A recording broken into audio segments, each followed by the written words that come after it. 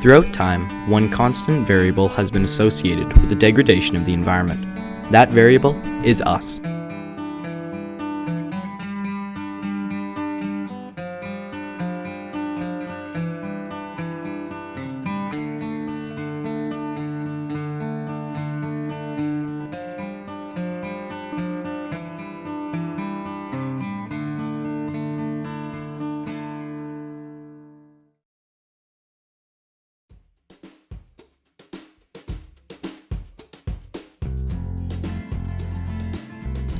We as a species have evolved to use tools to further our kind across the world.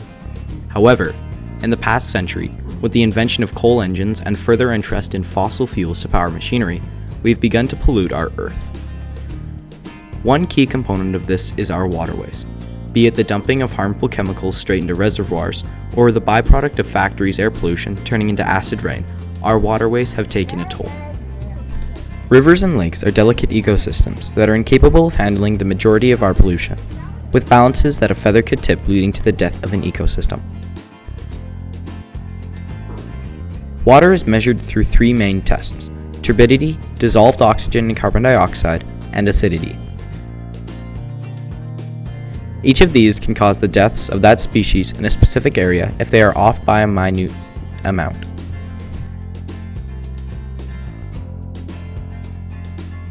Turbidity is the measurement of particulate matter in the water, such as calcium or other minerals.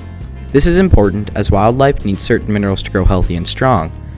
If levels of a mineral, such as calcium, are too high in a watershed, then fish could have hypercalcemia, where their bones will weaken and heart and brain function on lower than normal levels. Dissolved gases are another important subject for waterways for wildlife to live in. If levels of oxygen aren't high enough, then wildlife are incapable of living within the river, collapsing the ecosystem. Dissolved carbon dioxide levels affect wildlife through byproduct of acidity and lowering nutrition levels within wildlife.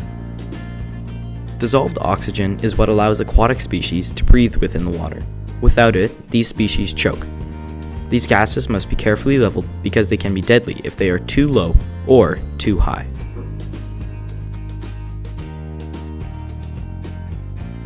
Acidity is the most important of these measurements, as it dictates to a very specific point what species may reside in that environment. With these levels being so exact, small amounts of pollution can throw off an entire ecosystem. With water being able to spread out the effects of a minor acid, it can survive a fair amount of acid or base, but with the amount added through chemicals our waterways and the species inside are taking a toll. Our testing of these aspects will allow us to make educated hypotheses on how to improve the water quality overall. One of the biggest oil spills ever in that province is adding fuel to the debate's fire. On April 11, 2011, 4.5 million liters of crude oil spilled into a densely forested area near the First Nations community of Little Buffalo. The oil seeped into muskeg and beaver ponds throughout 3 hectares, severely damaging the water in the area, affecting wildlife living throughout these unique ecosystems. Plains Midstream was charged with 3 counts of environmental crimes due to the slow speed at which they responded to the leak and the inability to which they fixed the issue. This alone may seem like a large amount, but in the Sexsmith area, more than 55 cubic meters of crude oil, or 346 barrels, have been spilled into wildlands, polluting and poisoning wildlife. Our main environmental action that we did this year was that we tested the water sources around Sexsmith to see what the water quality from varying sites were. Testing them, we realized that they were unclean and certainly couldn't sustain organisms that were larger than water beetles. Due to being stagnant, water reservoirs instead of flowing ecosystems had lower quality than what natural water should be at, with acidity being a full point higher than neutral and with lower amount of dissolved gases. These are all related to other pollution issues, such as air quality and soil quality. Using this information, we were able to show the public what needs to be done to improve the environment and create action that we can expand on. So when you hear the words water quality, what comes to your mind? I think clean, pure. I also still think pollution, and our water quality probably isn't what it should be or could be. Do you think water pollution has affected our town or your household in the past year? I have not seen a direct effect of it. I know it's affected other communities, and you can hear about it and see it in the news, but personally, I have not noticed any kind of pollution. Okay. What actions would you take or would you believe would be most effective to keep water quality high?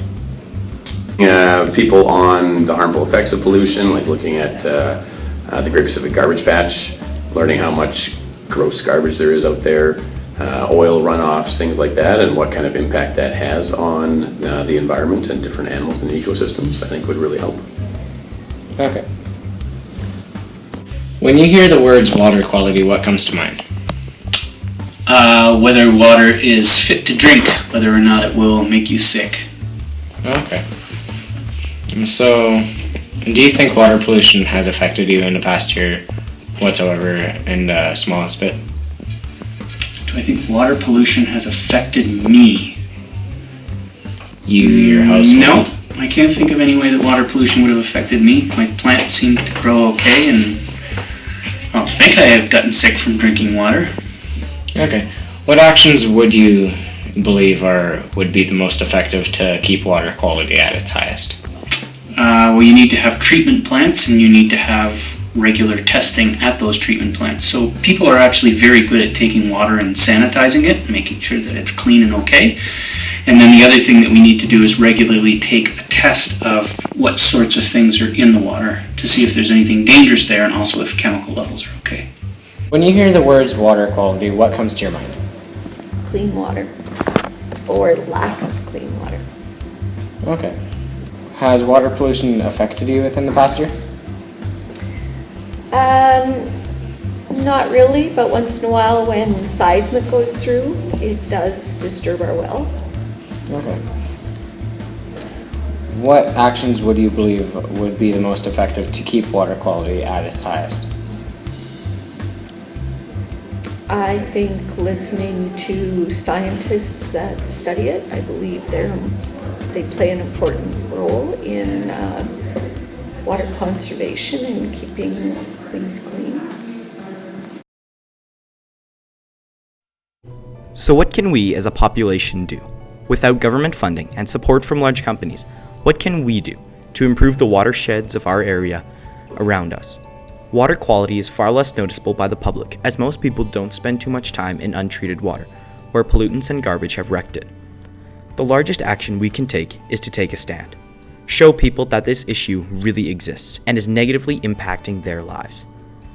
By proceeding to larger powers, or by cleaning it up yourself, we can help these waterways to regain the natural beauty they once had. But there is hope.